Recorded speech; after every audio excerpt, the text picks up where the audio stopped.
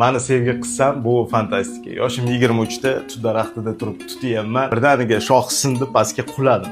Lekin yumshoq tushdim. Qarasam tegimda bitta chiroyli qiz yotibdi. "Ismingiz nima?" desam, qarab, "Basharangiz qursin" dedi, cho'loqlanib ketib qoldi. Bu voqeadan 2 yil o'tib mashinada ketyapman, tuman kechasi birdaniga qo'yi turtvordim. Hayajonda mashinada tushdimda, nima bo'ldi ekan deb qarasam, o'sha tut daraxtida ustiga tushib ketgan qizi. Menga qaradida, "Qanaqa falokatli insonsiz" dedi-da, yordam berishimga qaramasdan ketvordi yana. 3-uchrashuvimiz do'stimning to'yida bo'ldi. Davra qiziga ham raqsga tushyapti. Men shampanskini ochaman deb turgan paytim probka uchib ketib, shu raqsga tushayotgan ayollarning bittasini boshiga kelib tushdi. Yugurib bordim, yordam beraman desam, keyin oldida qizi ham kelib qoldi. "Ona, sizga nima bo'ldi?" dedi. Ko'z bilan qarasam, o'sha tutda ustiga tushib ketgan qizim. Jahli chiqib shunday grafinni oldida boshimga qarab bir urdi, men hushimdan ketdim. Eng qizig'i, meni u ishlaydigan bolnitsiyaga olib borishgan. Ertasi kuni ukol qilaman deb xonaga kirib meni ko'rdida, "Ey Xudo, qaysi gunohim uchun" deyordi.